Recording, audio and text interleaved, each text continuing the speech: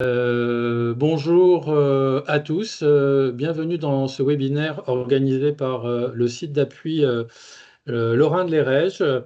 On est ravis que vous soyez quand même assez nombreux à être intéressés par ce sujet qui est celui de la littératie en santé.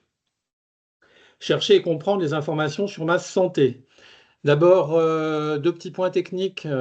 Vous avez vos micros fermés pour la plupart d'entre vous pour faciliter la compréhension et l'absence d'écho sur le son global du webinaire. Je vous encourage à poser vos questions en utilisant la conversation et on fera une discussion groupée après les trois présentations à la fin et Bénédicte sera chargé de coordonner les questions oui, de coordonner les questions et leurs réponses. Alors, je voudrais commencer d'abord, avant tout, par remercier le professeur Francis Guillemin, qui est celui que nous avons sollicité quand nous avons souhaité organiser ce webinaire, dans la mesure où c'est le régional de l'étape. Et c'est grâce à lui que nous avons pu contacter les orateurs et je l'en remercie vivement, en tout cas les deux premiers orateurs. Et je remercie aussi vivement France Assos Santé, Esther Munerel qui est également connectée et Alain Merger qui nous ont permis de donner la parole aux usagers et de choisir comme interlocuteur Pascal Févotte qui interviendra en troisième position. Alors, je ne vais pas faire une introduction trop longue sur la littératie en santé. Nos interlocuteurs et nos conférenciers vont s'en charger. C'est un mot que je ne connaissais pas à titre personnel, donc il y a quelques mois en tout cas, donc ne soyez pas du tout gênés de ne pas bien comprendre le périmètre que ça recouvre.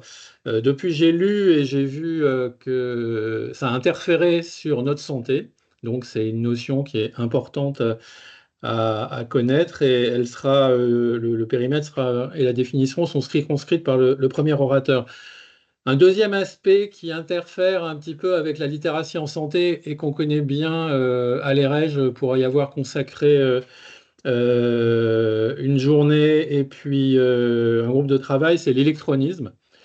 Et l'électronisme, c'est l'association de l'illettrisme et de l'électronique et donc du numérique, c'est tout le handicap numérique. Ce handicap avec le numérique qui est ressenti par environ 10 à 15% des Français, donc c'est considérable, dans la mesure où le numérique en 2025, bah, c'est dans toutes nos activités de la vie. Si vous voulez prendre un billet de train, vous avez besoin d'avoir un minimum de confiance avec l'ordinateur et l'électronique, et sinon vous allez être extrêmement démunis. Et c'est comme ça pour plein d'activités de la vie. Et cette intersection entre littératie et en santé et électronisme, elle sera illustrée par notre second orateur. Et enfin, comme toujours dans nos activités, on souhaite donner la parole aux usagers et c'est Pascal Févotte qui représentera l'état des lieux tel qu'il le perçoit, lui, comme usager du système de santé, de la littératie en santé en France. Voilà, j'ai vu que le professeur Julien Mancini nous a rejoints, c'est parfait, et donc je vais lui céder la parole, professeur Julien Mancini qui nous vient de Marseille et qui va définir la littératie et nous exposer ses enjeux. Je vous laisse la parole et partagez votre écran.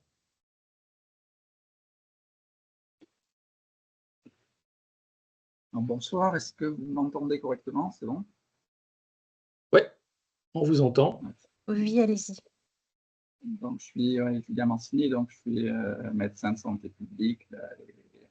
Je travaille à la fois donc, au sein d'une unité mixte de recherche qui s'appelle le CESTIM, Marseille Université, et à l'INSERM, et puis donc à la PHM, dans le service de biostatistique et technologie d'information et de la communication. Et c'est vrai que voilà, du point de vue recherche, on a commencé en équipe à s'intéresser à la littératie en santé depuis quelques années. Du coup, pour la transition, donc je vous disais, donc voilà, bon, je travaillais à Aix-Marseille Université à la PHM, et donc voilà, j'ai participé à l'enquête européenne Literacy Survey, et donc je voulais vous partager les résultats en France.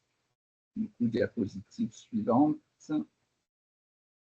Donc j'ai trouvé que voilà, le titre, on en avait parlé, hein, mais du webinaire était bien parce que l'idée c'est effectivement voilà, chercher et comprendre les informations pour ma santé hein, avec voilà, cette idée hein, vraiment d'agir hein, et de pas seulement voilà, se limiter à la compréhension, même si le terme, on va y revenir, hein, vient de littératie et donc voilà, même si c'est au départ un anglicisme, hein, ces notions de comprendre, ben, l'idée c'est d'aller beaucoup plus loin.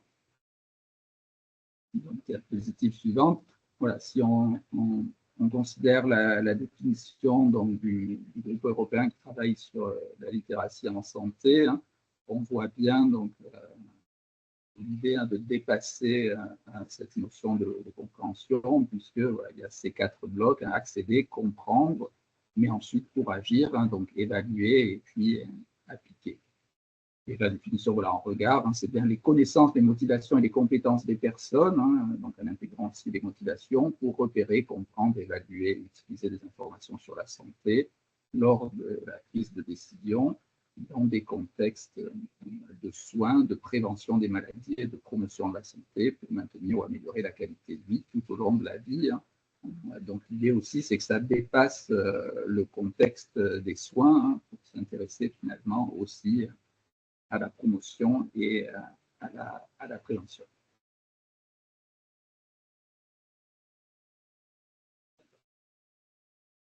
L'autre élément important à comprendre ici, c'est que voilà, c'est vraiment le produit d'un côté des compétences individuelles, même si on a dit c'est plus que les compétences, il y a aussi les motivations, et d'un autre côté, ben, des exigences hein, et des complexités du système de santé et du coup, ben, de la littératie en santé. Hein, pour bien ben, les complexités et les compétences pour les gérer. Donc, diapositive suivante.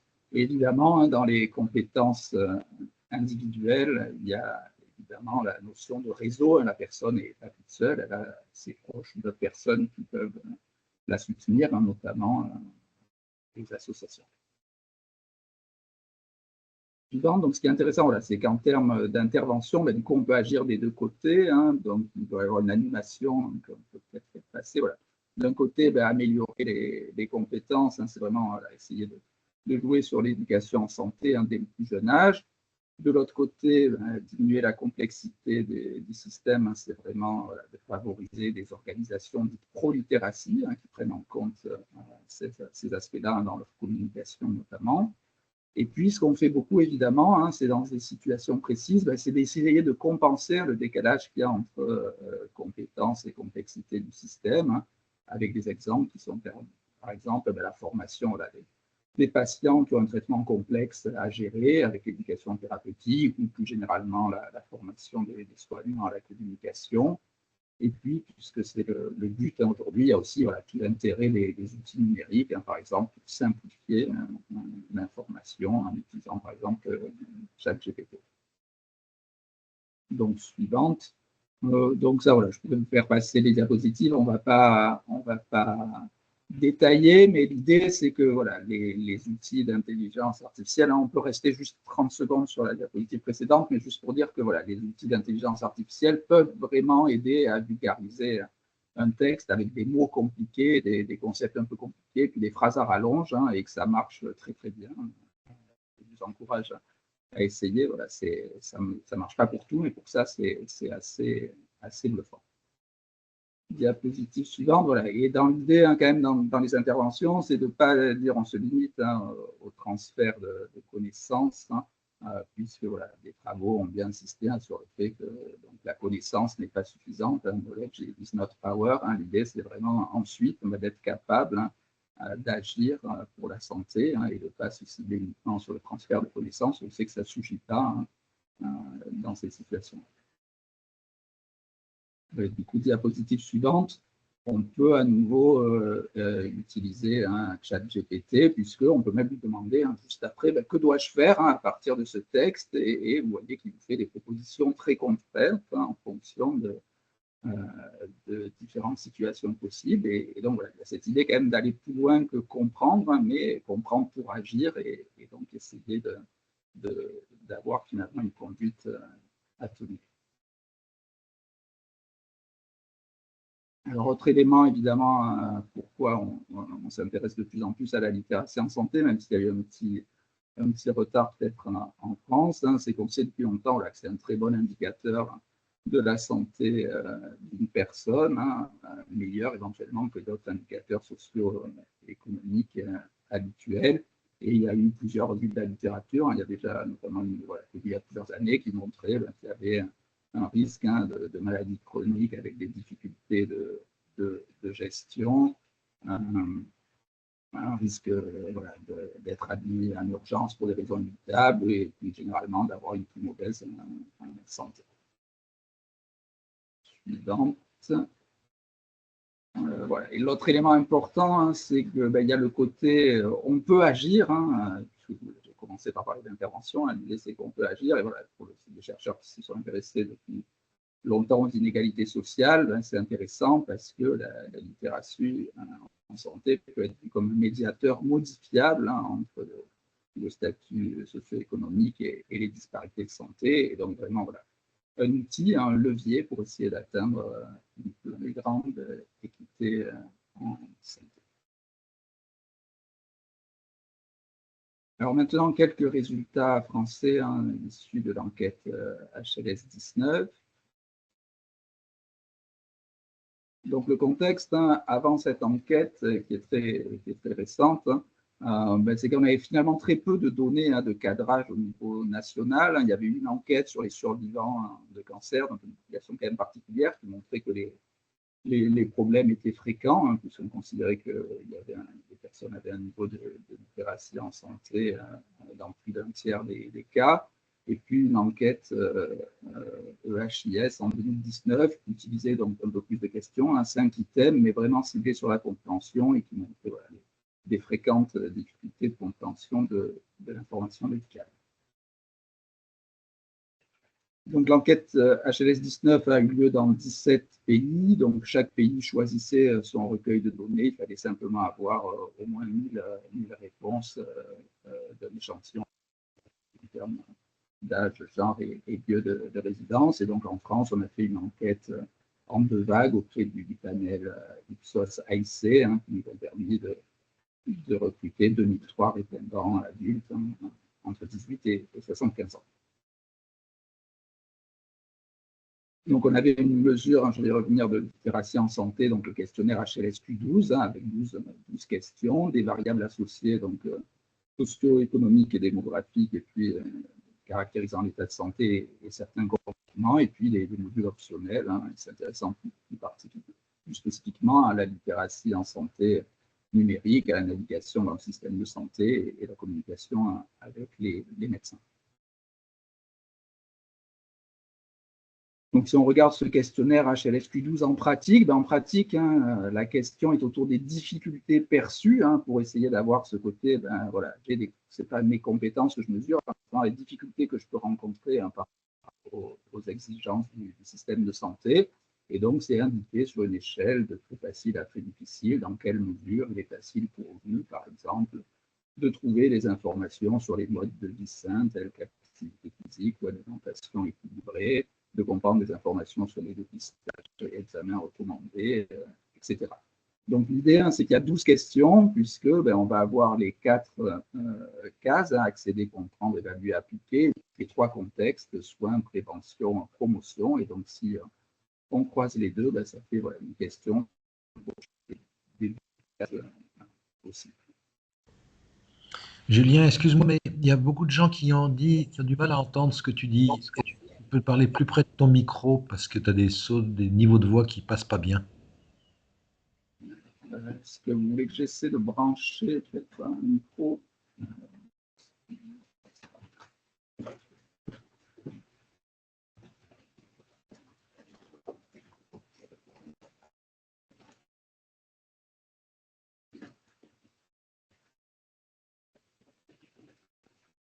Donc, pendant que j'essaie de trouver un micro pour essayer d'améliorer, donc les résultats montrent voilà, une moyenne perfectible, hein, autour de 78 hein, pour un score qui pouvait varier de 0 à 100. Et puis, un algorithme qui était proposé pour classer les réponses en 4 catégories. qui montre finalement presque la moitié des personnes, 44%, ont un niveau qu'on considère insuffisant, des difficultés qui sont fréquentes. Et ce qu'on voit, c'est que les résultats finalement français assez proches des résultats européens.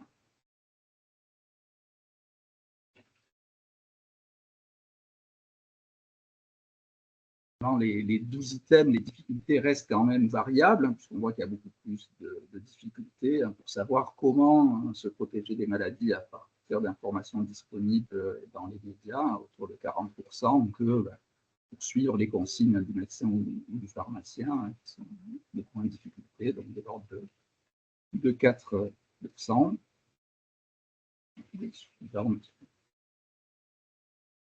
Et on retrouve un gradient social, puisqu'on voit que si les personnes qui ont un statut social perçu plus élevé ont moins souvent une littératie en santé inadéquate et plus souvent une littératie excellente, et puis les personnes à l'inverse qui ont des difficultés financières ont plus souvent une littératie en santé inadéquate ou problématique.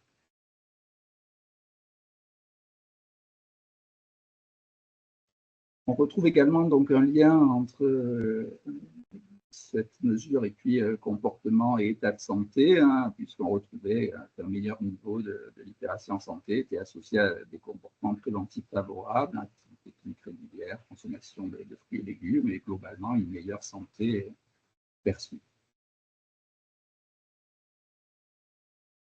Et juste rapidement, quelques résultats, puisque c'est le thème de ce soir sur la littératie en santé numérique. Donc là, il y avait 8 questions qui focalisaient plutôt ces questions, qui montrent plus de difficultés. Le score moyen est à 54 contre plus de 70 tout à l'heure, et on atteint 72% qui serait classé avec un niveau insuffisant. Et ce qui était un peu inquiétant aussi, c'est qu'autant tout à l'heure, on était très proche des résultats dans les 17 pays ensemble, et là, on a l'impression qu'en France, il y a plus de difficultés, parce qu'en France, vous avez les difficultés en bleu, là, qui sont systématiquement, à part pour la dernière question, plus élevées que la moyenne dans les autres pays qui avaient participé. Alors, juste pour donner un exemple, à faire la pub pour les travaux de collègues de Rouen, pour essayer de répondre à certaines difficultés, on voit que le plus difficile, c'était de déterminer si des intérêts commerciaux se cachent derrière les informations proposées, et de juger de la fiabilité des informations retrouvées sur Internet. On voit par exemple que SysNef, le catalogue et index des sites médicaux de langue française, peut aider en indexant des documents de qualité avec un moteur de recherche qui permet de cibler des documents qui sont destinés au grand public et éventuellement diffusés par des associations de patients dignes de confiance, donc ils vont sélectionner finalement des documents spécifiques pour les patients parmi tous les documents qu'on peut retrouver sur Internet. Suivante. Voilà, donc pour conclure rapidement, puisque c'est vraiment une introduction, on voit que les difficultés sont fréquentes en France, malgré un échantillon qu'on aurait pu considérer plutôt favorable, puisque l'enquête avait été menée en ligne, donc chez les personnes capables d'utiliser un ordinateur, et puis on s'était arrêté à 75 ans, contrairement à d'autres pays européens qui avaient interrogé des personnes plus âgées. Voilà. Et ce qui est intéressant, c'est que d'un côté, on voit que le problème est important, c'est fréquent, mais on l'a dit, ça peut être un levier pour réduire les inégalités. Et on constate effectivement qu'il y a un gradient social, plus de difficultés chez les personnes qui ont un statut social défavorable.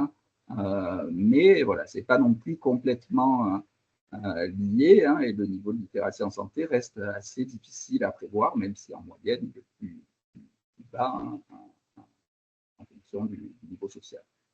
Donc souvent, ce qui est proposé, c'est de considérer finalement tout le monde à risque et de prendre des précautions universelles, puisque les personnes qui ont moins de difficultés ne se sentent pas forcément insultées lorsqu'on leur simplifie l'information qui leur est proposée.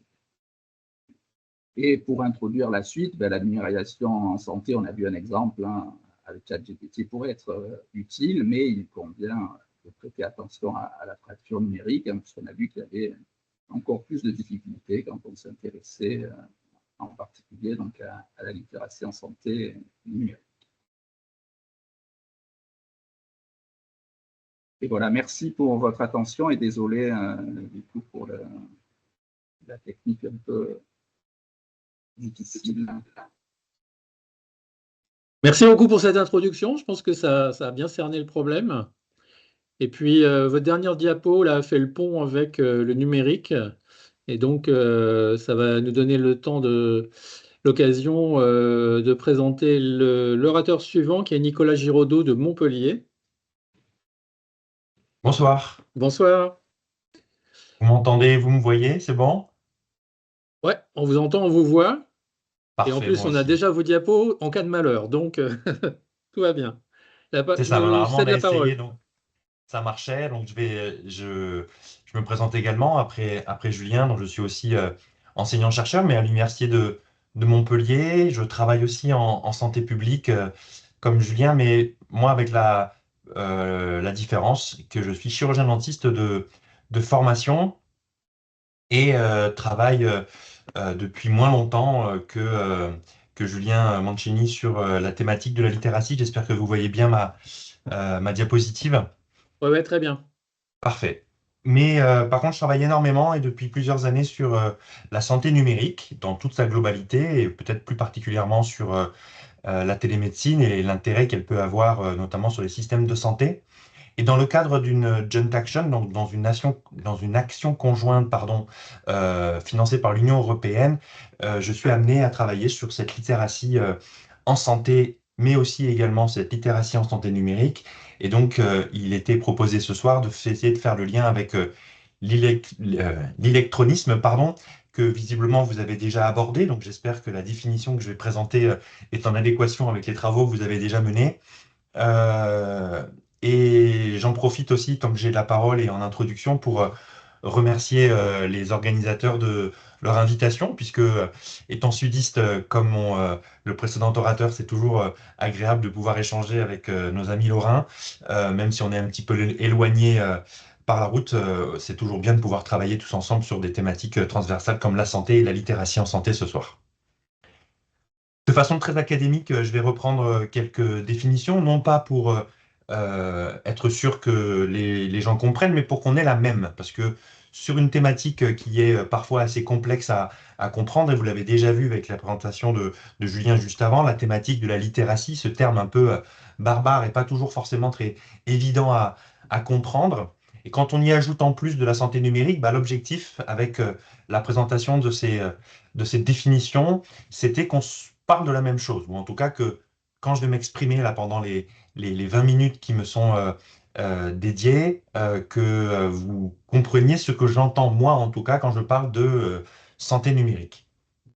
Pour ça, j'ai essayé de trouver une définition parce qu'il peut en exister plusieurs, et j'ai trouvé celle que l'Organisation mondiale de la santé avait dû proposer en 2020 et qui est présente encore sur les différents rapports sur ce sujet. Qui utilise, enfin, c'est vraiment la volonté de tout ce qui va être utilisé sur la thématique de la santé, mais pas forcément à destination du soin, mais dans la prévention ou dans le diagnostic, ou également dans la prise en charge et les politiques de santé ou encore les prestations de services, où il y a une utilisation du numérique. J'ai mis en dessous quelques exemples. Alors, on va penser très facilement aux applications du numérique, aux applications pardon, de prévention qu'on peut avoir sur notre téléphone pour savoir si on mange bien ou si on fait assez de sport ou pour suivre nos différents indicateurs qu'on peut avoir avec tous les éléments connectés qui peuvent exister. Les portails aussi pour avoir accès à ces informations, que ce soit de prise de rendez-vous, que ce soit aussi de récupérer des analyses biologiques qu'on a pu faire le matin même, la télémédecine et toutes les autres thématiques qui sont ici listées, mais qu'on n'a pas forcément le temps d'évoquer les unes après les autres. Pour essayer de le mettre en parallèle avec cet illectronisme, que j'ai pris la définition que j'ai trouvée sur l'Agence nationale de lutte contre l'illettrisme, qui est cette situation où un adulte ne maîtrisant pas suffisamment les usages des outils numériques usuels pour accéder aux informations, les traiter et agir en autonomie dans la vie courante. Et donc c'est de prendre cette notion de l'électronisme qui est liée à la globalité de l'usage du numérique, pas uniquement en santé, et de le rapprocher effectivement sur la thématique de la santé. Et j'ai trouvé la citation que Monsieur Bess présente dans le livre blanc assez pertinente pour reprendre justement cette importance et qui nécessite que cet illectrisme ou cet électronisme, pardon, mais aussi du coup la santé numérique est en parfaite évolution et en continuelle évolution, eh bien il faut régulièrement, ou si ce n'est pas quotidiennement, se mettre à jour sur les nouvelles techniques ou les nouveaux outils numériques, qui n'est pas forcément évident pour toutes les personnes qui ont plus ou moins une habitude d'usage de l'outil numérique dans sa globalité. Et donc, vous l'avez compris, je pense tout de suite, que cette littératie en santé numérique est au carrefour de 3 littératies. La littératie numérique ou l'électronisme, on peut faire un lien assez facilement sur ce sujet. La littératie en santé qui a été présentée, mais également la littératie informationnelle et comment on va être capable d'analyser ou d'interpréter les informations qui vont pouvoir nous être diffusées. Et donc, c'est cet environnement global qui va définir cette littératie en santé numérique et savoir si nous avons cette capacité de repérer, de classer, de comprendre, d'évaluer et de générer de l'information à partir d'Internet ou des outils numériques et des technologies de l'information. Vous le voyez, puisque j'ai pris volontairement un exemple d'une définition de nos amis québécois, cette notion de littératie, bien évidemment, n'est pas une question qui n'intéresse que la France, mais bien l'ensemble de la population ou même des chercheurs ou des politiques de santé qui ont compris aujourd'hui l'importance de cette littératie en santé, mais également la littératie numérique et toutes les littératies qu'on pourrait lister sur toutes les thématiques en lien avec la vie en société. Mais aujourd'hui, on va s'intéresser à la littératie en santé numérique et je vais reprendre très succinctement, puisque Julien a déjà présenté les résultats, en m'appuyant sur la fiche synthétique qui a été aussi annexée au rapport des résultats complets que je vous invite à lire. C'est la thématique de la littératie en santé vous intéresse. Il est très bien, on va dire, réalisé de façon à ce qu'il puisse être accessible sur les informations et les résultats de l'enquête. Et comme l'a dit Julien tout à l'heure, c'est vrai que j'ai moi-même été surpris quand j'ai lu la première fois ce rapport de découvrir que cette étude montrait qu'il y avait 72% des adultes qui avaient des difficultés pour utiliser les outils numériques en santé. C'est sûr que je suis moi-même biaisé, puisque comme je vous l'ai dit, je travaille depuis quelques années sur tout ce qui est télésanté ou usage du numérique en santé, mais pas uniquement. Donc j'avais très certainement un a priori et un avis faussé, mais je ne m'attendais pas à ce qu'il soit aussi important. Et ce qui est fondamental, mais je reviendrai dessus, sur le lien justement pourquoi développer autant de solutions numériques pour compenser parfois des services ou des prises en charge qui ne sont difficilement réalisables pour différentes raisons sur le territoire et de pousser à cet usage numérique si on sait qu'on a autant de personnes qui ne sont pas en capacité de pouvoir ou qui ne se sentent pas forcément à l'aise avec son usage. Et on voit ici que les principaux résultats étaient la difficulté que peuvent avoir les personnes pour déterminer les potentiels fake news ou le lien qu'il pourrait y avoir avec les entreprises ou donc des orientations ou des informations qui pourraient être biaisées également avec une notion de lobby qui peut être menée.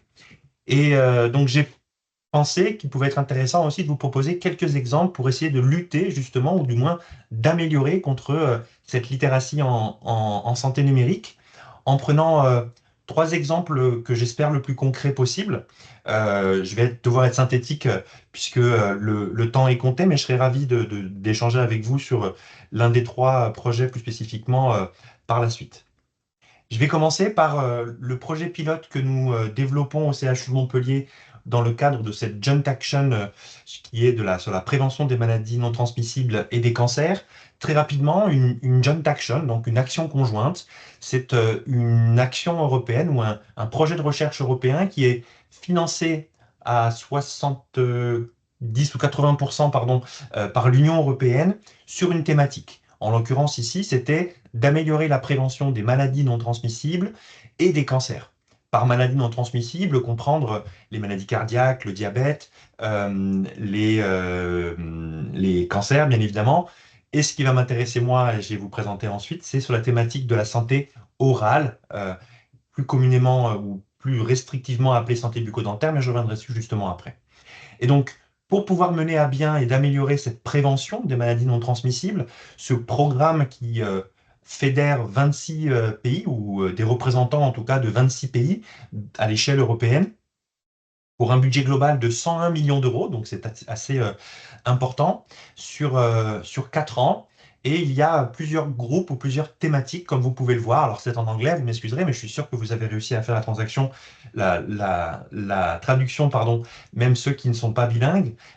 Et je vais, moi, vous parler uniquement du work package, donc de la thématique 7 sur les inégalités sociales, dans lequel la thématique de la littératie en santé, comme vous pouvez le voir sur la tâche 7.4, est particulièrement identifiée pour justement lutter contre ces inégalités. Et plus spécifiquement, cette tâche, donc cette sous-thématique au sein des inégalités sociales sur la littératie en santé est elle-même divisée en plusieurs sous-tâches qui sont identifiées sur la littératie en santé en général à destination des populations. Et l'objectif de ce programme, c'est de l'évaluer à l'échelle internationale, enfin européenne en tout cas. C'est ce qu'a présenté Julien juste avant, avec de relancer l'enquête qui a été menée en 2020 et 2021 en France pour voir s'il y a une évolution, une amélioration. Et ensuite, sur la tâche 7.42 et 7.43, c'est d'avoir un abord spécifique sur la littératie en santé numérique. À la fois, quel est le niveau de littératie en santé numérique de la population? C'est-à-dire, est-ce que notre population est en capacité? Ça a effectivement déjà été fait encore une fois en 2020-2021 et on va le relancer pour voir s'il y a une évolution. Mais également, ce qui n'avait pas été fait en 2020 et 2021 et d'ailleurs même pas à l'échelle européenne, c'est est-ce que la dimension organisationnelle, c'est-à-dire est-ce que nos institutions, est-ce que notre politique de santé permet, d'un point de vue réglementaire, politique, stratégie ou tout simplement au sein de nos institutions de santé ou de nos établissements de santé, toutes les possibilités sont, toutes les actions sont mises en œuvre, pardon, pour que cette littératie en santé numérique soit aussi améliorée et puisse être augmentée pour la population cible. D'autres actions vont être faites sur la dimension organisationnelle, la littératie en santé mentale, ou encore plus spécifiquement sur la population des migrants, pour voir si la littératie en santé est différente. Et en plus de cette évaluation de la littératie en santé et de la littératie en santé numérique, nous avons obtenu à Montpellier, avec des partenaires de Grèce et de Norvège, la possibilité de faire une thématique spécifique sur la littératie en santé orale. Alors ce terme de santé orale, il est devant vous et défini par l'OMS comme l'état de la bouche, des dents et de toutes les structures orofaciales. Et cette santé orale va participer à 3 fonctions essentielles qui sont la respiration, l'alimentation et la parole, sans oublier bien sûr la dimension psychosociale. Il était important pour moi de mentionner cet élément-là, même si nous n'allons pas parler de ça aujourd'hui, mais pour bien vous faire comprendre que cette dynamique de santé orale va toucher un certain nombre de pathologies tout au niveau de la bouche, pathologies qui sont considérées comme étant non transmissibles, donc étant un exemple, et c'est pour ça que ce pilote qu'on va mener pour améliorer la littératie en santé orale avec l'IA que je vais présenter juste maintenant, est un exemple et sera bien sûr dupliqué ou au moins duplicable pour toute autre maladie non transmissible, voire même les différents facteurs de risque de ces maladies non transmissibles. Concrètement, au sein de ce pilote, en plus d'évaluer la littératie en santé orale et d'essayer de l'améliorer, nous avons travaillé avec IBM, une entreprise que je pense n'a pas avoir besoin de présenter, de développer une intelligence artificielle qui va permettre de vérifier la qualité des contenus qui sont envoyés lorsque un promoteur de programme de santé publique, que ce soit un hôpital, une ARS, un département, une région, une ville, qui veut diffuser des messages de promotion de la santé à travers une campagne d'affichage ou une campagne de SMS, comme ça peut se faire de plus en plus maintenant, peut-être pas encore en France, mais dans d'autres pays ou sur les réseaux sociaux, eh bien de pouvoir vérifier que le contenu et les éléments qui vont être diffusés par cette campagne soient bien en adéquation avec la littérature scientifique qui évolue, vous le savez, assez rapidement sur certaines thématiques, mais qui n'est pas toujours facile de maintenir à jour. parce que il faut être capable de faire cette veille de littérature de façon régulière, avec toutes les publications scientifiques qui sont rédigées et publiées quotidiennement. La machine, elle, va pouvoir être plus rapide. Et donc l'objectif, c'est lorsque, par exemple, si je souhaite, dans le cadre de ce programme, nous allons envoyer des SMS à destination d'un certain public pour qu'il soit un peu plus sensibilisé à cette santé orale, eh bien, nous allons pouvoir prendre le message texte que nous voulons envoyer, le mettre dans la machine, et la machine va pouvoir mettre en correspondance les contenus. Par exemple, si je dis que 80% des personnes qui ont cette pratique ont 30% de plus d'avoir cette pathologie, eh bien, la machine va pouvoir me dire si ces chiffres et si cette réalité est en lien avec ce contenu. Et l'objectif, si nous arrivons à aller plus loin dans le prototypage, c'est que justement, puisqu'on a vu plutôt que la population avait du mal à pouvoir être sûre que les contenus étaient de qualité, eh bien, c'est que ce message que moi je vais envoyer ou qui sera reçu, ou sur les réseaux sociaux, les personnes qui vont pouvoir voir passer ou recevoir des informations de santé vont pouvoir prendre cette notification ou cette information qui leur sera envoyée, la mettre aussi dans cette machine que nous espérons pouvoir rendre accessible à tous gratuitement, et vérifier si elle est basée sur de la littérature scientifique de qualité ou des rapports ministériels ou d'instances ou d'institutions nationales ou internationales, pour les aider à comprendre ce qui a été dit et pourquoi ça a été dit. Là où nous avons encore un petit écueil, parce que de faire un copier-coller ou de dire de développer une application pour aider les gens à vérifier les contenus des réseaux sociaux ou des messages qui sont faits, ça peut être relativement facile sur le plan technique, j'entends. Notre crainte aujourd'hui, c'est que si nous envoyons en réponse à la sollicitation que pourrait faire un individu pour vérifier un élément, c'est un article scientifique publié dans des revues scientifiques de haut niveau scientifique dans une langue qui n'est pas celle de la personne, ça pourrait être peut-être même plus difficile pour l'individu de devoir recevoir cette information, de devoir l'analyser, la traiter. Et comme l'a montré aussi Julien, maintenant l'intelligence artificielle est capable de synthétiser de façon simple un certain nombre de choses, mais voilà, nous espérons en tout cas, et c'était un exemple concret, comment l'IA, en l'occurrence, peut faciliter la compréhension avec ChatGPT, mais en plus d'aller chercher l'information qu'il peut y avoir ailleurs. Rapidement, un autre outil d'IA pour information que vous nous souhaitez, c'est aussi, encore une fois, d'aider les implémentateurs de programmes de promotion de la santé en utilisant le numérique, en disant je cherche à sensibiliser les femmes de 15 à 25 ans sur la pathologie, par exemple, des cancers oraux, et la machine, en se basant encore une fois sur la littérature scientifique ou sur les rapports qui peuvent exister dans toutes les langues du monde, ou du moins dans toutes les langues que la machine pourra analyser, pourra sortir et dire nous vous conseillons d'utiliser tel outil numérique ou telle intervention pour pouvoir être le plus impactant. Et nous avons trouvé dans la littérature des éléments qui ont montré un impact plus important avec ce type de message ou ce type de contenu ou ce type d'intervention sur la population que vous avez ciblée. Voici pour le premier exemple. Aussi, on l'a vu, il y avait la nécessité de faire monter en compétence la population et les patients ou les usagers du système de santé en France. Et donc, dans le cadre d'un appel à projet national porté par France 2030, l'Université de Montpellier, mais comme d'autres universités en France, a été retenue pour justement améliorer les connaissances en santé numérique.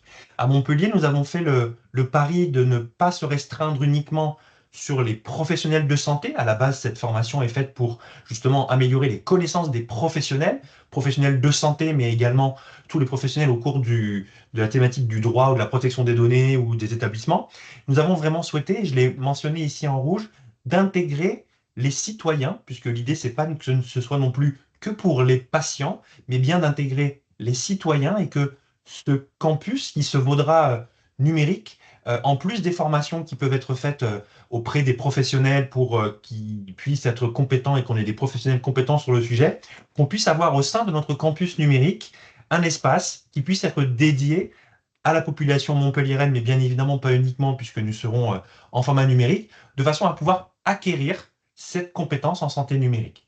Nous sommes encore dans la phase de déploiement, donc n'allez pas vous connecter dès aujourd'hui sur esn.com ou esn.fr, mais en tout cas, nous y travaillons avec cette volonté, parce que nous avons fait le constat, et grâce aussi aux travaux qui ont été menés dans le cadre de HLS 19 qui a été présenté avant, du manque d'informations qu'on a trouvé déjà chez les professionnels, puisque c'était l'objectif de cette école de santé numérique, mais également chez la population et chez les patients en général. Donc, encore une fois, dans l'objectif étant de pouvoir, si le numérique, comme j'en suis convaincu, mais peut-être nous pourrons en discuter aussi de l'intérêt que ça peut avoir pour diminuer les inégalités de santé, eh bien, autant faut-il que la population soit en capacité de pouvoir les utiliser, donc d'avoir une littératie en santé numérique suffisante, et donc ça passe également par une amélioration de la formation.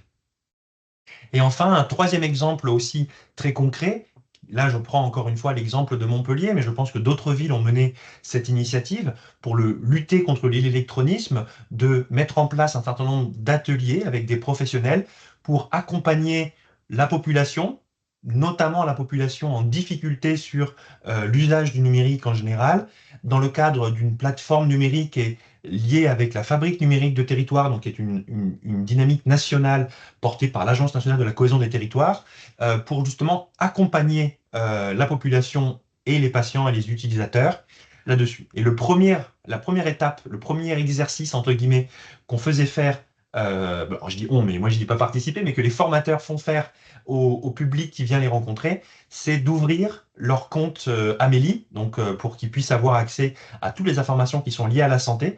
Et ben, c'est la première étape pour lutter justement contre cette difficulté et pour améliorer la littératie en santé numérique, pour essayer de comprendre avec eux comment on fait pour vérifier le contenu et faire toutes les démarches nécessaires. Pour conclure, et presque pile dans le temps, je l'ai déjà un peu dit, et Julien l'a fait entendre aussi tout à l'heure, il est fondamental à mon sens, et je pense que nous sommes plusieurs à partager ce point de vue, que le numérique effectivement est un outil qui peut être très valorisant, mais il ne doit se développer ou s'implémenter en termes de politique de santé, j'entends, que dans un objectif de diminuer les inégalités et non pas les augmenter. Je m'explique. Il y a aujourd'hui sur le marché beaucoup d'applications numériques, de produits de télésanté, de télémédecine, de plateformes qui permettent d'accéder à des informations ou à des services de santé, mais qui sont payants et donc qui entraînent une barrière économique importante. Comme on est sur du numérique, on en a de moins en moins, mais il y a toujours des zones blanches qui peuvent exister sur le territoire, et ces zones blanches sont très souvent dans des zones rurales qui sont déjà eux-mêmes dépourvues de médecins. Et donc, si la seule réponse que peut apporter le pouvoir public à une sous-fréquentation ou à une faible densité médicale, c'est la télésanté, et bien, si en plus de ne pas avoir de médecin, il n'y a pas de réseau, bah, ça ne répond pas au problème, donc il faut être vigilant aussi à ce point-là. Et bien évidemment, pour conclure, développer des solutions numériques, mais si la population cible ou la population qui a besoin de ces usages, de ces outils, pardon, n'est pas en capacité ou n'est pas à l'aise suffisamment avec l'outil numérique, eh bien, il faut repenser la stratégie. Donc c'est pourquoi c'est mon leitmotiv. Je suis un fervent défenseur de l'usage du numérique, vous vous en doutez, mais uniquement s'il a pour objectif de diminuer les inégalités, non pas les augmenter, consciemment ou inconsciemment, bien évidemment. Je vous remercie, j'ai fait 22 minutes, je suis un petit peu désolé. Et pour vous faire un exercice de littératie en santé numérique, je vous ai mis aussi mes contacts sur les réseaux sociaux. Comme ça, si vous n'êtes pas inscrit, vous pourrez le faire et on pourra rester plus facilement en contact que par mail ou autre. Merci beaucoup en tout cas encore une fois de votre invitation et je suis à votre disposition ensuite pour les échanges. Merci beaucoup. Merci beaucoup de cet exposé, qui était très intéressant. Alors, je trouve le postulat intéressant que le numérique va réduire les inégalités en santé. Et je serais curieux d'avoir l'opinion d'un usager. Et donc, je cède la parole à Pascal Prévost. Oui, bonjour tout le monde. Ça va, ma voix va bien? Parce que tout à l'heure, j'ai un petit souci aussi. Donc, Non, la voix va bien. Ah bon, très bien. Donc, je laisse le plein écran. Donc, je suis Pascal Févotte. J'interviens au titre de France Asso Santé Grand Est. Et à titre personnel, je suis président de France Rhin Lorraine. Je suis également représentant des usagers dans un établissement, donc je parlerai à partir de ma propre expérience et des discussions d'association, donc effectivement avec un regard qui est le nôtre. Donc voilà, donc c'était la présentation. Donc, la question sur les représentants des usagers, mais aussi des associations des usagers, parce que je pense qu'ils sont indissociables et ils ont deux axes de travail complémentaires, donc c'est pour les deux. Et je voudrais aborder un peu quelques actions qui ont pu être menées et des leviers qu'on pourrait activer en toute modestie. Et j'ai une petite phrase que j'aime bien, c'est que bien souvent, le monde de la santé considère le patient en morceaux, alors que c'est un tout aujourd'hui, dans la vision. Donc la littératie en santé, excusez-moi, je ne vais pas reprendre tout ce qui a été magistralement dit, mais je voulais insister quand même sur l'avis de la conférence de santé qui parle effectivement de la capacité d'accéder à l'information, de la comprendre, de l'évaluer, de la communiquer. Et ceci afin, donc on voit bien de où on parle les uns et les autres, afin de promouvoir, maintenir et améliorer sa santé dans divers milieux et tout au long de sa vie, ce qui a été démontré avant, mais je crois que c'est bien de bien se reprendre les choses telles qu'elles sont. Et aujourd'hui, elle est considérée comme un déterminant majeur de la santé des populations. C'est quand même quelque chose qui est un peu nouveau, la place des patients, etc. Par rapport à quelques années, on n'aurait certainement pas abordé ces questions dans ce sens-là. Mais malgré les efforts qui ne sont pas toujours concluants, je veux dire, on sent qu'il y a quand même une véritable évolution vers un travail complet et vers une vision. Donc, on va plus loin sur la question de l'information. Et donc, on s'intéresse bien au contexte, parce que pour le patient, jusqu'aujourd'hui, on n'utilisait pas trop le contexte, et donc aux déterminants de santé, comme ça a été dit tout à l'heure, pour vraiment aller vers une meilleure qualité de vie. Donc, alors, en préambule, je voulais dire aussi, parce que je pense que ça c'est très important, être acteur de la santé, c'est d'abord fondamental de connaître ses droits. Et parmi ces droits, c'est le droit à l'information, fondamental, et c'est consacré par la loi qui nous dit une information loyale, claire et appropriée pour permettre le consentement libre et éclairé du patient. Et ça, c'est aussi quelque chose de très important parce que s'il n'y a pas cette information au préalable, c'est très compliqué d'avoir un consentement. Je vais prendre un exemple dans le domaine que je connais mieux. On voit par exemple pour les mises en dialyse, bien souvent la mise en dialyse est proposée au patient en fonction de ce que préfère le néphrologue, plus que les besoins du patient. C'est ainsi qu'on voit que très rarement est proposée la dialyse à domicile. Et on sent bien que le patient, d'abord il a le choc de l'annonce, etc. Mais s'il avait un peu les infos et il connaissait un peu les différences, il pourrait lui s'exprimer et dire ce que lui il veut, parce que toutes ces possibilités existent. Donc je rappelais quand même aussi, je voudrais rappeler rapidement au début, c'est que les professionnels, ils ont quand même des obligations dans ce domaine, mais surtout, ils ont un rôle déterminant pour permettre aux patients d'être acteurs de sa maladie, déterminant notamment par rapport à leur posture, à l'écoute, leur façon d'expliquer. Là, il y a eu l'exemple qui a été proposé dans le premier exposé, était clair de ce qu'on peut recevoir en tant que patient, alors que ça serait beaucoup plus simple à dire dans nos mots à nous. Oui. Alors, la contribution, rapidement aussi, les associations, les représentants d'usagers dans ce domaine-là. Bon, d'abord, je rappelle quand même que les associations de patients, pour beaucoup, ce sont surtout des personnes concernées dans toute leur diversité et qui, elles-mêmes, les bénévoles, ont dû réaliser ce travail de compréhension de la maladie et apprendre à vivre avec. C'est-à-dire que c'est quand même des gens, nous on part à partir de l'expérience de notre maladie, de la maladie, de ce que l'on connaît, et donc c'est quand même une approche qui est un peu différente du personnel soignant, mais ce qui est important, c'est d'avoir une convergence entre ces deux qualités, quoi.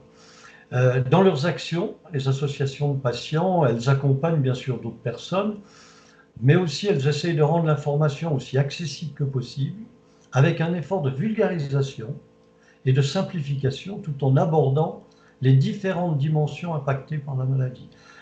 J'expliquais l'autre jour à quelqu'un, sur le fond, on ne fait pas attention, mais quand on s'adresse à quelqu'un qui vient nous poser des questions, eh ben, on essaye de se mettre à la hauteur de sa compréhension pour lui donner des clés pour qu'il avance un peu dessus. Je veux dire, parce que de nous-mêmes, on est obligé de faire de la littératie sans le savoir, quoi, je veux dire, parce que si le patient ne comprend pas les questions qui le concernent, il ne fera pas les actes ou postures qu'il devra avoir. Et dans ce cadre, on a également, donc, je dissocie un tout petit peu, des représentants des usagers qui, eux, tirent leur expertise, je le disais tout à l'heure, de leur propre expérience, de leur pratique associative et de la formation qui leur est délivrée. Il semble, on ne peut pas considérer un représentant d'usagers qui n'a pas de formation, ça paraît compliqué qu'il puisse retranscrire et aider les autres dans le meilleur cas possible. Mais je rappelle, je l'ai dit, mais ce sont d'abord des bénévoles.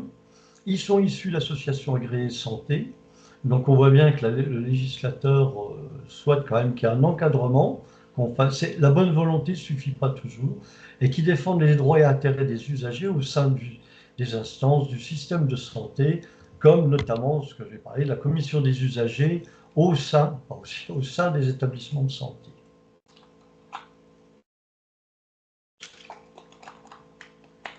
Le rôle de la commission des usagers, je pense que beaucoup d'entre vous connaissent, ça commence à être connu, c'est plus du tout les CRUP qu'on a connus avant, mais dans le cas de la littératie, je dirais, les représentants des usagers ont un rôle particulier pour s'assurer que les documents, expressions, attitudes sont bien compréhensibles pour les patients.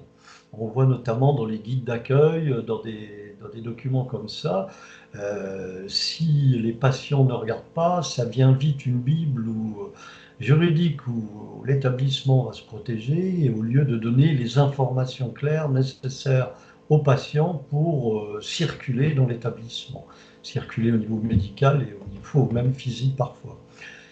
Donc l'objectif pour la commission des usagers, c'est bien de permettre aux patients de dépasser la simple information pour pouvoir décider en tout état de cause la suite de leurs soins. C'est une question qui, effectivement, est aussi un peu compliquée parfois et des fois conflictuelle avec les soignants, parce qu'il faut accepter que le patient, s'il a la bonne information, il peut décider de lui-même, même quelque chose qui peut ne pas plaire, quoi, ou pas être toujours compréhensible. Donc, quelques exemples sur la littératie dont on parle en santé qu'on peut avoir, que j'ai pu regarder, qui peuvent un peu illustrer les difficultés et ce que l'on peut faire. Alors, premier cas, c'est le cas des allophones, donc les personnes, notamment en situation régulière, qui arrivent dans nos centres de dialyse. Là, c'est au niveau des centres de dialyse. Ils arrivent dans les centres de dialyse, bien souvent dans un état sanitaire déplorable, je veux dire, pas soigné, enfin, et pour beaucoup, on a découvert que certains arrivent et qu'ils ne parlent même pas français, donc ça pose des questions pour eux-mêmes et pour les soignants. Alors, l'exemple que je veux dire, c'est surtout le problème qui se pose, c'est essentiellement sur l'urgence, puisque pour les consultations, je veux dire, des dispositifs peuvent se mettre en place avec traduction simultanée. Enfin, il y a un certain nombre d'outils qui peuvent aider les soignants donc vers les personnes. Mais en cas de crise, d'urgence, je veux dire, on n'a pas le temps d'aller chercher une traduction. Donc, il y a besoin de leur donner des clés dès maintenant. Donc, ce qui s'est passé, je voudrais montrer un petit peu l'exemple de ce que peut faire une CDU. En 2015, dans les centres de dialyse, notamment, il y a eu un pic de crise migratoire, hein, crise dans le sens où c'est pas prêt ou qu'il y a des difficultés, hein, donc c'est pas une consommation du mot. En 2016, nous avons vu arriver des patients non francophones, donc dans certains centres de dialyse de la Moselle, et je pense notamment à Thionville ou Metz, mais surtout à Thionville qui est un petit centre, par moment, plus de la moitié ne parlait pas français. Metz, un gros pourcentage également.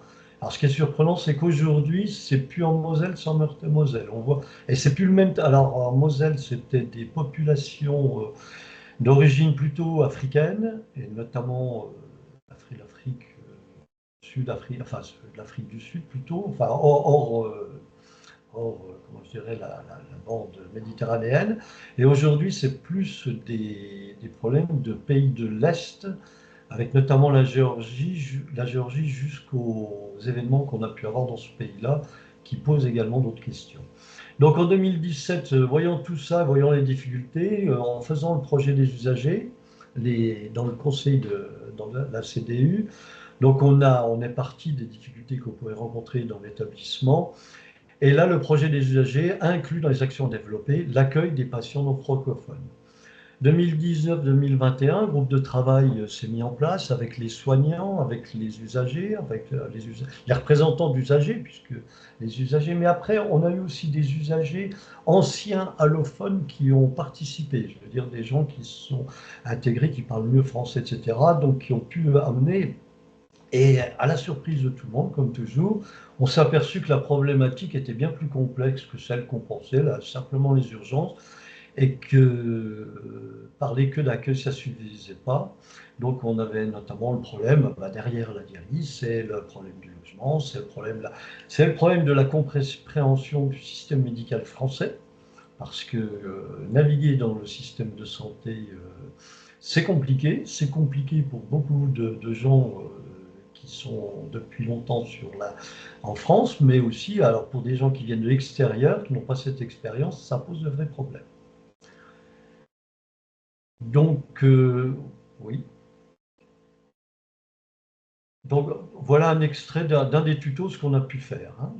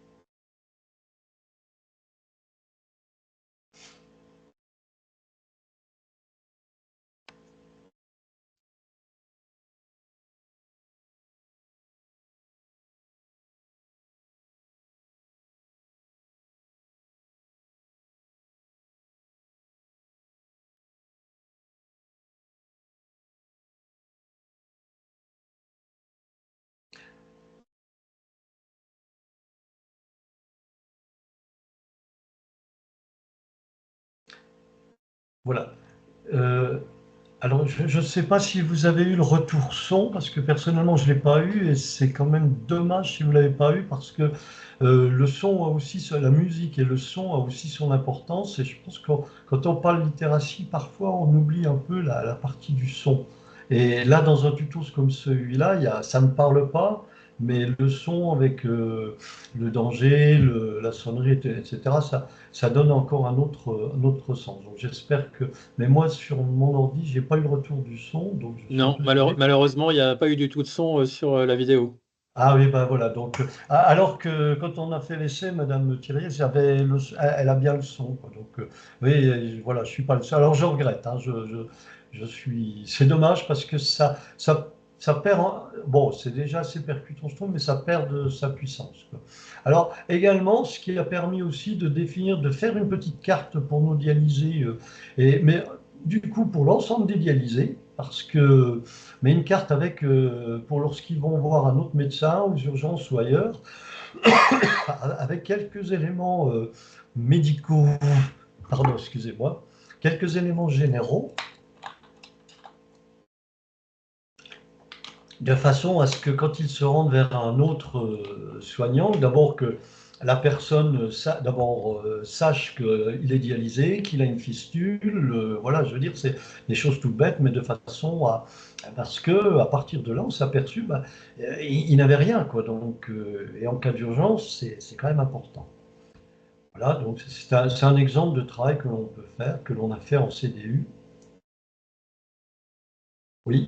Alors, autre exemple, mais qui est un peu différent, parce qu'on est encore sur le support, hein, papier, l'hôpital de Château-Salins a fait un guide, enfin l'hôpital, la CDU, donc animé par M. Alain Merger, qui est secrétaire général de Accueil Épilepsie Grand Est, ils ont constaté qu'ils avaient trop de nombreux patients en rentrant chez eux, ont des soucis et beaucoup doivent revenir à l'hôpital parce qu'ils n'ont pas suivi de prescription, pas fait attention, enfin un certain nombre de choses. Donc ils ont donc pris l'initiative d'éditer un guide simple à l'intention des patients, de leurs proches, de leurs aidants, avec quelques conseils.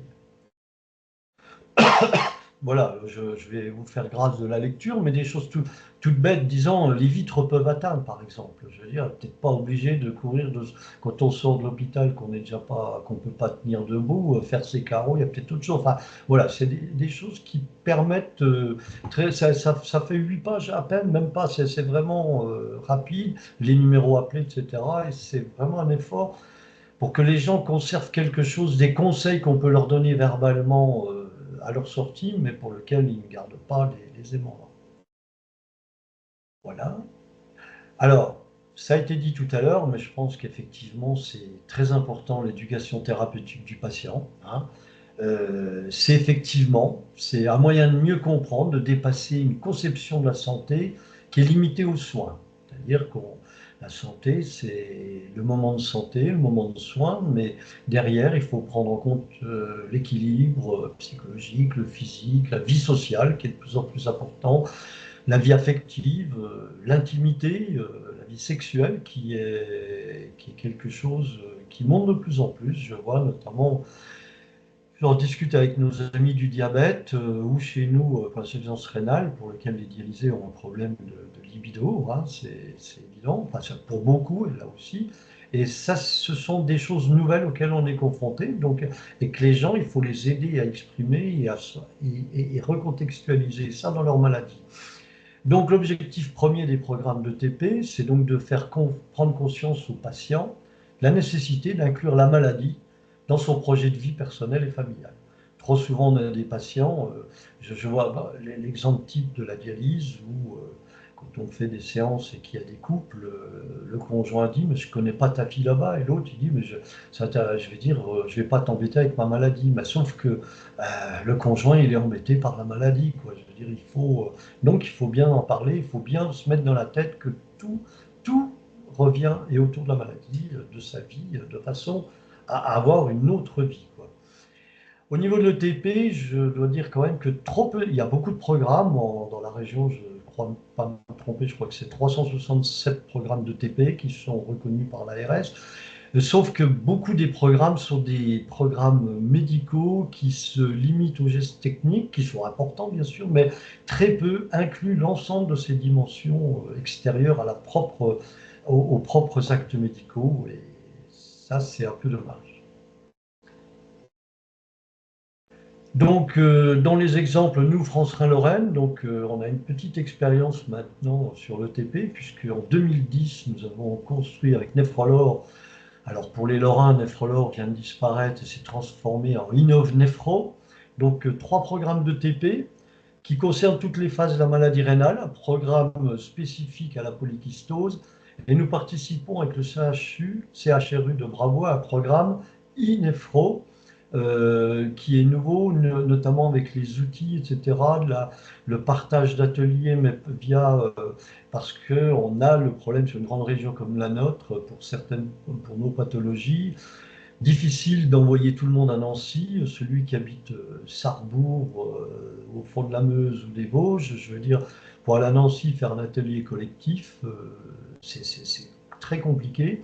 Donc on a besoin, en complément de ce qui peut exister en collectif, de travailler sur un programme néphrologique numérique, mais avec des outils nouveaux, c'est-à-dire il ne faut pas refaire ce qu'on a fait pendant la Covid, mais on n'avait pas le choix, qui sont des simples visios où les gens vont partager des expériences. C'est pas bon, ça. Il faut qu'ils puissent s'exprimer et agir sur des nouveaux programmes. Au niveau de nos programmes, il faut dire que c'est celui sur les nouveaux greffés qui est le mieux diffusé, parce que malheureusement, le diffusé, la première année, le greffé, la première année, il est un petit peu pied mal lié par le système, et on profite, comme au départ, ils ont 3 consultations par semaine, après 2, après 1, après, etc. Donc, on profite des consultations obligatoires pour faire les ateliers. Donc, ça sert tout le monde, et c'est pris en charge par la Sécu comme ça, ce qui permet aux gens de pouvoir se déplacer, de ne pas avoir un coût, ni pour eux, ni pour la collectivité supplémentaire. Et c'est vrai que l'avis des participants, je ne connais pas beaucoup pour lesquels ils n'y ont pas trouvé au moins un point positif. Donc, je voulais donner aussi l'exemple d'un atelier, celui des médicaments, parce qu'on a quand même un vrai souci, hein, malheureusement pas que notre pathologie, bien sûr, c'est que trop de patients ont une mauvaise observance. Mais ils ont cette mauvaise observance surtout parce qu'ils ne savent pas vraiment le rôle de leurs médicaments et pourquoi les prendre à certains moments et pas d'autres. Hein. On a le même problème avec les visites médicales. Où il y a beaucoup de personnes pour lesquelles on prend des rendez-vous médicaux et qui n'y vont pas parce que personne ne leur a expliqué à quoi ça sert ce rendez-vous. Donc, bon, ils y vont s'ils ont le temps. Donc, il y a vraiment besoin qu'ils soient acteurs pour que leur rendez-vous soit suivi et les médicaments pour savoir comment les prendre, quel moment, dans quelles conditions. Parce qu'on connaît des patients qui mettent, quand c'est du soluble, ils mettent tout dans le même verre et ils l'avalent. Ça paraît faire sourire, mais c'est la réalité. Quoi, je veux dire. Et ces ateliers, on part de l'ordonnance de la personne, dans laquelle, avec les échanges, généralement, il y a beaucoup de communs, puisque c'est la même pathologie de leur ordonnance, ils s'approprient leur propre posologie de façon à savoir comment. Ce qui permet également pour la personne d'éviter l'automédication, puisque dans le cas de la maladie rénale, j'ai mis nocive, mais je dirais plutôt fortement déconseillée, ce serait plus juste que nocive, et d'attirer l'attention du prescripteur sur la compatibilité d'un nouveau médicament avec sa maladie. Quand vous allez voir votre médecin, c'est à chaque fois, c'est de dire, attendez, est-ce que c'est bon avec mon rein? Ça, au moins, au minimum cela, parce que c'est très important. On pourrait également aborder le sujet de la compréhension des résultats d'analyse médicale et savoir si cela va ou s'il y a des signaux d'alerte. Hein. D'ailleurs, aujourd'hui, par exemple, on voit les recommandations en matière de diététique en tiennent compte, notamment pour donc les dialysés. Jusque-là, on avait les bananes ou le chocolat qui étaient complètement interdits pour un dialysé, sauf après la première heure de dialyse et avant la dernière. Aujourd'hui, c'est plus du tout ça. Vous avez le droit de manger votre banane et votre chocolat si votre taux de potassium est correct. Donc aujourd'hui, on voit bien que le patient, il faut qu'il regarde un peu son relevé de l'analyse, son résultat. Si elle voit qu'il y a un problème de potassium, il faut qu'il s'adapte aussitôt à ça. Et donc, il faut lui donner les moyens de faire ça, parce que c'est quand même pas utile d'attendre un mois la visite du médecin pour corriger. C'est un exemple, mais c'est des choses concrètes, mais qui sont de plus en plus importantes pour les patients. Je voulais aborder aussi la question qui était sous-jacente aussi dans les interventions précédentes, c'est la question du facile à lire, à comprendre. C'est d'aller au-delà des émojis, parce qu'on s'aperçoit que les émojis ne représentent pas la même chose selon sa culture. Je regardais dernièrement, par exemple, vous savez, le point, l'émoji avec la main, le point levé. En France, on l'utilise très largement. Je ne sais même pas si ce n'est pas un de ceux qu'on utilise le plus. Donc, ça veut dire que je suis content. Vous allez dans un pays comme l'Inde, c'est une insulte, par exemple. Donc, j'ai découvert que les émojis n'avaient pas la même signification selon les pays, alors qu'on aurait pu avoir quelque chose de simple pour tout le monde, ou bien non. Donc, on a besoin d'aller au-delà de ces émojis et bien comprendre la compréhension. La méthode facile à lire, à comprendre, je pense que beaucoup connaissent, mais je rappelle, c'est de se poser la question. C'est-à-dire, la première chose, c'est d'abord de se dire, est-ce que c'est compréhensible ou pas? C'est ça qui est important, je veux dire. Donc, il faut simplifier pour nous, l'association, on voit bien, il faut parfois simplifier notre vocabulaire. Je veux dire, on a toujours notre propre code, notre propre langage, et il faut penser, est-ce que les gens comprennent la même chose que nous? Simplifier la structure des phrases, on est toujours trop long. illustrer les idées, on ne pense pas toujours, clarifier la mise en page, la rendre facile à suivre. Et ça a été dit, moi j'ai lu, j'ai trouvé intéressant de dire que même les gens qui ont un certain niveau ne sont pas choqués qu'on ait simplifié le texte de façon à que ce soit plus clair. Donc je trouve que c'est un encouragement.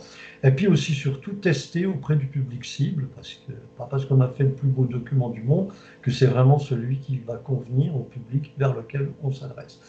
Je voulais dire quand même que le monde de l'handicap, en particulier le monde de l'handicap mental, sur ce sujet est beaucoup plus en avance que nous tous, associations autres. Un exemple rapide, là aussi, mais ça a été fait dans le premier exposé. Le schéma régional de la santé Grand Est, comme quoi une institution, excusez, voyez,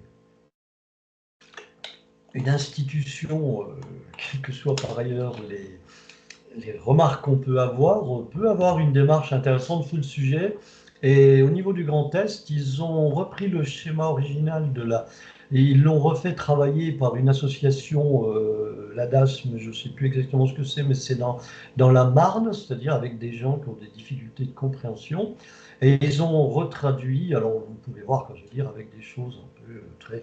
Alors, contrairement à beaucoup, de faire en fait, c'est pas nécessairement être plus court, mais être beaucoup plus clair, quoi, je dirais. Et parfois, ne pas être tout à fait... voilà, c'était un exemple, mais comme on l'a vu tout à l'heure, je vais laisser... Voilà. Donc, on a aussi comme un exemple, là, on a été l'autre jour, on nous a présenté, par exemple, on a à partir des difficultés rencontrées par le ressortissant, le ZAD de Villers-la-Montagne, en Meurthe-et-Moselle, qui fait qu'il y a d'autres activités, mais entre autres, maintenant, s'est approprié cette question, retravaille les documents, il travaille même pour d'autres, hein, je veux dire, ils ont des prestations de services, et ils le font en impliquant les personnes en situation de handicap. J'ai pu participer à un atelier avec eux, et donc avec des gens qui ont un handicap. Et c'était passionnant dans le sens que il y avait des mots un peu compliqués. Eux, ils vous expliquaient que pour eux, c'était du chinois et qu'on pourrait dire autre. Et dans leur explication, c'était beaucoup plus simple. Et c'est vrai, ils sont décapants. Je trouve qu'on a vraiment besoin de travailler plus avec les publics qu'on cible, quoi. Je trouve aussi, enfin, simplement pour remarquer, je trouve que le site de l'UNAPI a beaucoup de documents quand même d'aide de travail sur le facile à lire, à comprendre, assez simple. Et je dirais plus largement que les principes du facile à lire, à comprendre doivent s'adresser à tous. Et nous devrions nous en inspirer dans nos communications grand public, nous, associations. Et je pense que ça pourrait aider aussi les soignants d'adapter, je veux dire, leur discours, comme il y a eu un exemple tout à l'heure, pour être compris par les personnes, de façon à ce que les personnes puissent aider la bonne posture derrière. Donc, vous remarquerez, en préparant, je me suis aperçu, dans le fond, il y a beaucoup de petites initiatives qui existent, mais qu'on ne sait pas trop que c'en est, mais qui ne sont pas valorisées. Donc, je pense qu'on ne part pas de rien, il ne faut pas non plus... Des fois, on se flagelle comme quoi on n'est pas bon, on n'est pas si mauvais que ça. De par nous-mêmes, les représentants d'usagers, les associations, on sait qu'il faut s'adapter au public, quoi. Mais il y a des publics pour lesquels il faut aller plus loin, je pense. Oui. Donc la question du numérique, eh ben, écoute, quand on a travaillé sur le sujet, bon, les exemples que tu as donnés, bon, on s'aperçoit que on n'est pas très bon sur le sujet, hein. Donc les enjeux de l'inclusion numérique, on l'a dit, mais ils ont quand même des répercussions sur l'accès à la santé ou l'accès aux droits. Bon, on peut en penser ce qu'on en veut, c'est un outil qui existe, c'est un outil qui est utilisé et il faut y aller, quoi, je veux dire. Donc, puisque la maîtrise et la compréhension de ces outils, dans ce cas-là, ça doit être un plus dans le parcours du soin. À l'inverse, lorsqu'on ne les maîtrise pas, on voit bien, mais ça, je pense que ça a été dit c'est excluant et disqualifiant, et je pense qu'il faut aussi réfléchir, c'est pas nécessairement que les personnes défavorisées, je veux dire, on voit d'ailleurs le chiffre que j'ai vu tout à l'heure de 72% de gens qui peuvent avoir des difficultés édifiants là-dessus. Il y a des, malgré la culture, on a en plus Nous, association, je vois la nôtre, on s'adresse quand même majoritairement des gens plus âgés, n'ont pas cette culture-là, et c'est un vrai frein. Je voulais signaler que France Asso Santé a édité et diffusé un guide sur cette inclusion numérique qui a été diffusé à toutes les associations. La réflexion qu'on avait avec Esther Munrel, c'est de se dire, il faut peut-être maintenant voir si on l'utilise et qu'est-ce qu'on fait, quoi, je veux dire, parce qu'il ne suffit pas de faire un bon guide, concrètement, comment on se l'approprie. Donc, dans le numérique, je regardais, je vois, il y a des outils qui sont maintenant essentiels, qui sont incontournables. Hein, je veux dire, on a l'exemple de Doctolib, hein, on pense, je veux dire, là aussi, c'est à votre du privé, c'est ce qu'on veut. Beaucoup de rendez-vous sont pris via Doctolib. Beaucoup de cabinets ne prennent plus de rendez-vous, ni au téléphone, ni au cabinet. Donc, il faut passer par des outils comme Doctolib. Or, le problème, c'est que pour certains, déjà, la navigation, c'est peut-être pas le plus compliqué, mais accéder même à Doctolib, pour certains, c'est pas possible. Donc, comment on fait pour aider les gens à y aller voilà. Le compte Amélie, dans le cas notamment des maladies chroniques, le compte Amélie peut être très important, notamment le suivi des diabétiques, sauf que c'est pas la navigation pour quelqu'un qui a un peu l'habitude, ça va, mais pour beaucoup de gens, et le diabète touche beaucoup, il y a beaucoup de gens qui, si vous n'avez pas accès à ce compte Amélie, vous ne pourrez pas avoir les outils qui sont dedans. Alors, les CEPAM font des efforts, hein, ils ont des contacts, ils vous aident à y aller, mais il faut encore expliquer aux gens qui peuvent être aidés, etc. Donc voilà, il y a tout un travail pour lequel l'association devrait faire et pour lequel on ne s'est encore pas bien posé. Et puis, il y a Mon Espace Santé, qui est un outil très important pour la santé, un début vraiment, enfin pour la coordination des parcours que l'on réclame incessamment, qui a tout dedans. Mais après, d'abord, il y a un problème. Hein, j'ai encore eu ce matin un exemple dans notre association. Il y a des établissements publics de santé qui n'utilisent pas et qui ne rentrent pas dans mon espace santé.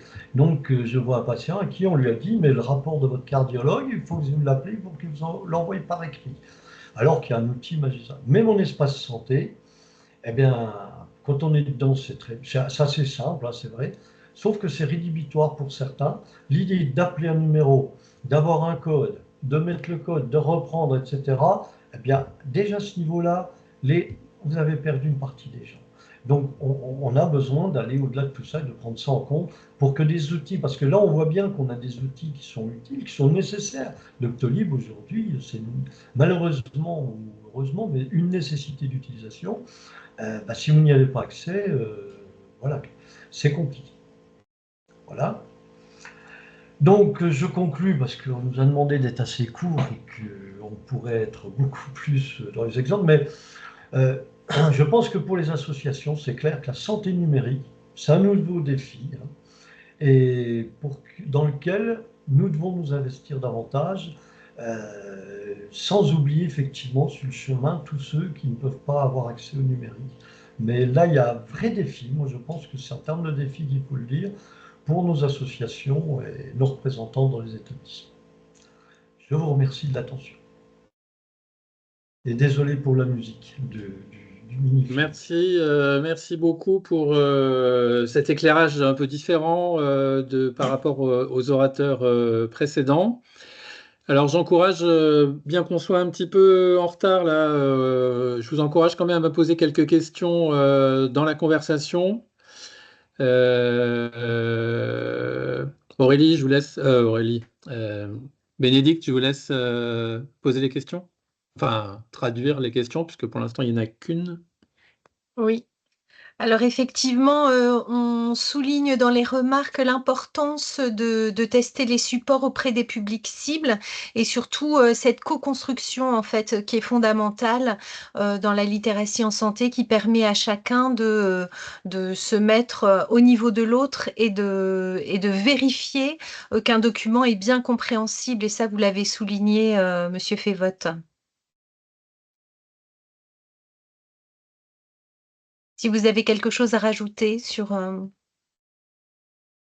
Oui, je pense qu'effectivement, sont des questions nouvelles. Je veux dire, même pour les associations, on n'a pas pris cette habitude. Je veux dire, on voit de plus en plus, on va vers tous ces publics, mais il ne faut pas oublier, je l'ai dit aussi, que les associations sont essentiellement des bénévoles qui eux-mêmes ont leurs problèmes de littératie, de compréhension des outils, de maîtrise des outils. Et donc, ce n'est pas toujours simple dans nos démarches, quoi. Je veux dire, il faut que ça devienne une démarche naturelle. Et moi, je pense qu'aujourd'hui, elle n'est encore pas naturelle dans nos rangs. Merci. Et ensuite, on avait aussi, ce qui a été souligné, effectivement, l'importance de quitter cette approche de descendante, en fait, des sachants, vers, des «ignorants» entre guillemets. Une communication qui est pensée comme un message clair à passer par un émetteur sachant, un récepteur ignorant. La théorie de communication qui est quand même ancienne, il est temps qu'aujourd'hui ça change et que la communication puisse être claire entre tous. La sécu fait-elle des ateliers pour permettre d'accéder à son compte Amélie? Sinon, qui et où? Alors écoutez, ça c'est une bonne question. Alors, Je ne sais pas si quelqu'un la répond. je peux répondre. Je peux répondre parce que j'étais justement avec le service prévention de la CEPAM ce matin et on en discutait un petit peu. Et puis on abordait aussi un peu les questions là. Je veux dire, on a un peu débordé et on s'est aperçu que bon, bah, ils n'accueillent quasiment plus de public pour emmener les papiers comme il y avait avant. Par contre, dans les centres de CEPAM maintenant, ils ont des conseillers qui sont chargés d'aider les gens à utiliser ces outils, etc. Donc, il est intéressant de se rapprocher de sa CEPAM et d'aller voir, de prendre rendez-vous, ou même d'aller, quand vous êtes près d'un siège, de se déplacer et de demander une aide. Ils ont des conseillers maintenant qui sont spécialisés pour l'appropriation de l'outil. Donc, non pas pour plus. Alors, c'est l'info qu'on m'a donnée dans les Vosges ce matin. Merci.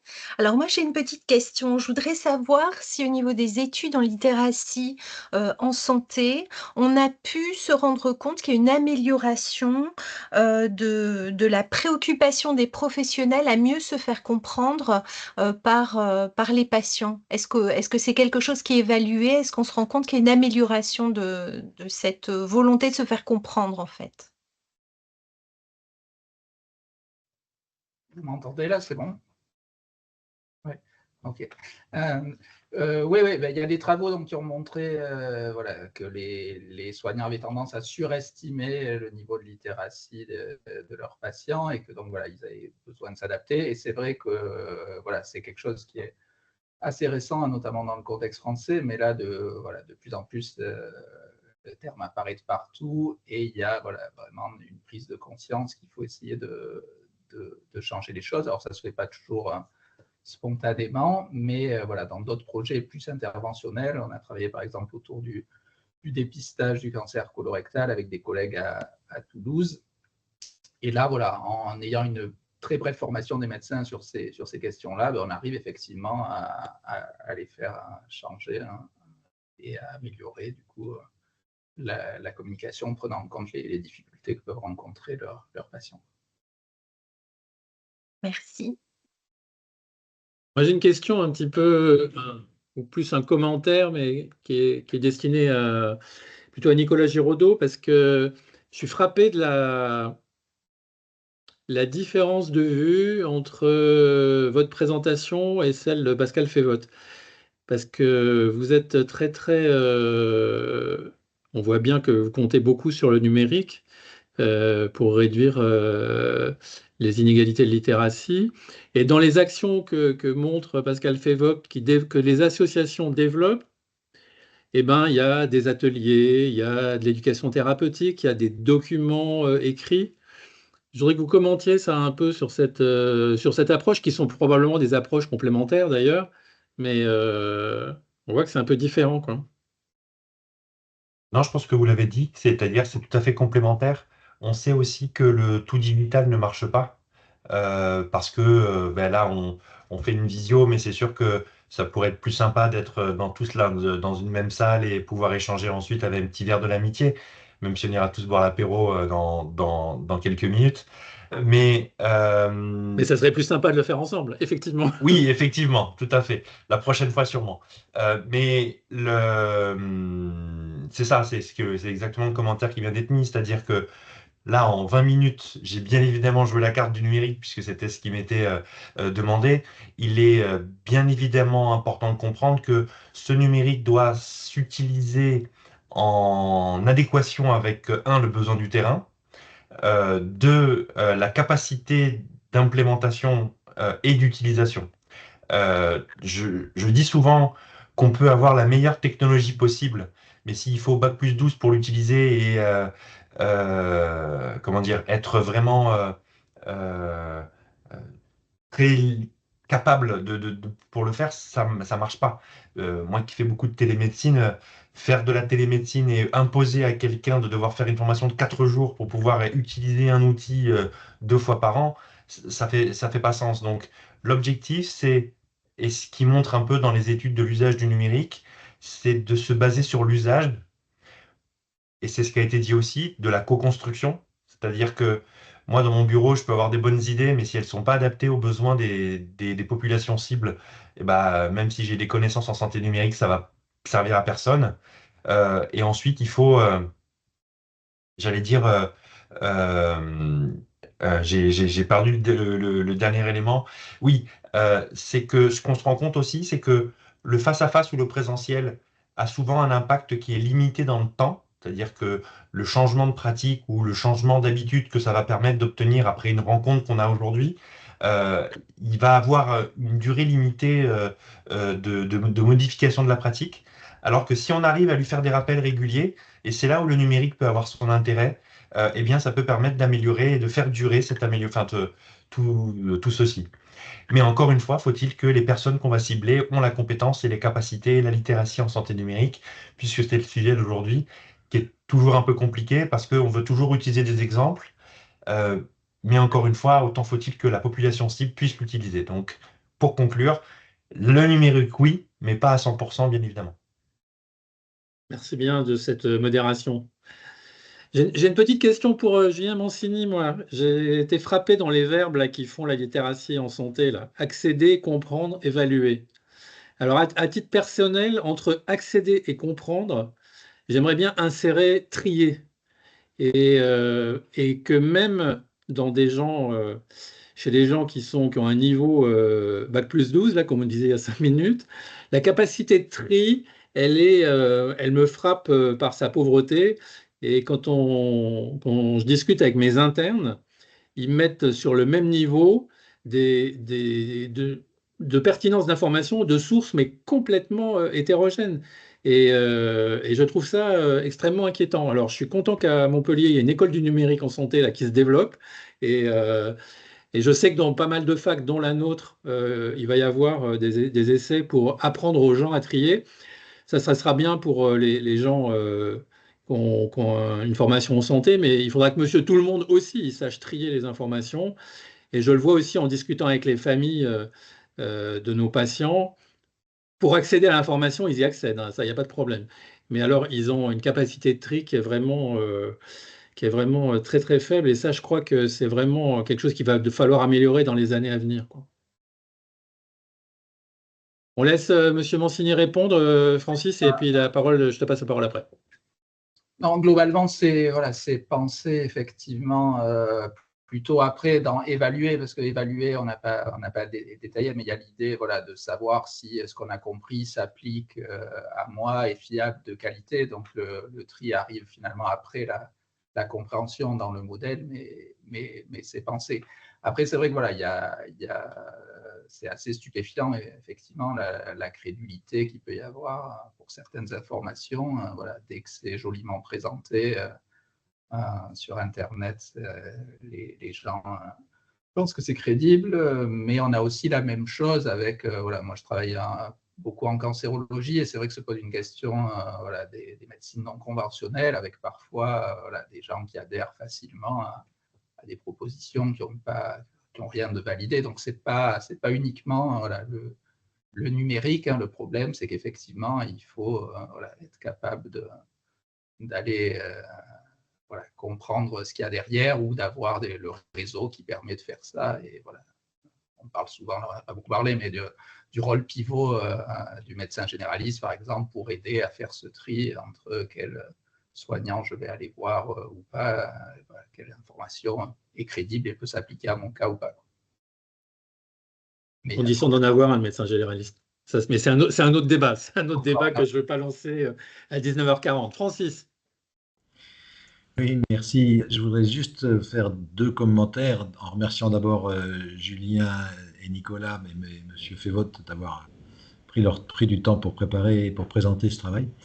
Et par rapport à ce qui a été dit, il y a 2 notions qui me paraissent importantes et qui sont issues de la recherche. La première, ça a été évoqué, mais je voudrais insister, c'est que les déterminants de la littératie en santé ou la littératie en santé, c'est un nouveau facteur d'inégalité de santé. Il ne se superpose pas à ce qu'on croirait, c'est-à-dire que ce ne sont pas forcément les personnes âgées. Il y a des personnes âgées extrêmement habiles, et ce ne sont pas forcément les gens les moins éduqués. Il y a des gens qui n'ont pas un grand niveau d'éducation, mais qui sont suffisamment critiques par rapport à ce que tu disais, et qui arrivent à se débrouiller très bien. Donc c'est un facteur supplémentaire, nouveau, qui ne fait son chemin dans la société de façon un peu insidieuse et qu'on doit prendre en compte, mais qu'on ne sait pas, on n'en connaît pas forcément tous les déterminants propres. Donc c'est pour ça que c'est en soi un risque d'inégalité supplémentaire contre lequel on ne peut pas lutter, enfin en tout cas il arrive, il se développe sans arrêt. Et le deuxième commentaire va avec, c'est qu'en fait il faut différencier ce qu'on appelle la littératie en santé organisationnelle de celle ou environnementale de l'individuel. Et ça a des conséquences sur les actions qu'on peut faire. C'est-à-dire que, ça a été dit, hein, mais c'est une façon de le résumer, au niveau de l'environnement peut être favorisé. Vous avez parlé par exemple des précautions universelles ou d'un texte qui soit bien présenté dans un langage normal, simple, j'allais dire normal mais simple. Et puis il y a cette idée que les individus peuvent se perfectionner. Et ça, et acquérir une certaine littératie critique. Mais il ne faut pas tout mettre sur le compte des individus. Hein, je fais exactement le même parallèle avec la nutrition, l'alimentation. Il vaut mieux mettre un Nutri-Score pour informer les individus, parce que le Nutri-Score, c'est améliorer l'environnement qui se présente aux gens, plutôt que de ne pas mettre le Nutri-Score et compter sur la capacité des gens à lire des petites lignes illisibles sur les paquets de pâtes ou de ketchup. Voilà, ben, c'est un peu la même chose en littératie en santé. Il y a les 2 aspects et on peut aider les gens individuellement, mais on peut aussi favoriser un environnement qui permette à tout le monde d'être sur un pied d'égalité. Merci beaucoup. Il est 19h40, là, on a dérapé de 10 minutes sur l'horaire prévu, mais c'était très intéressant. Je voudrais remercier encore une fois nos 3 orateurs qui ont apporté chacun leur angle de vision. Et puis, peut-être que la prochaine fois, ça sera plus du numérique, mais ça sera autour d'un verre. Et donc, en tout cas, bonne soirée. Merci encore et à bientôt pour ceux qui nous suivent sur les réseaux numériques pour d'autres sujets de santé et d'éthique en santé. Merci beaucoup et bonne soirée. Merci, au revoir.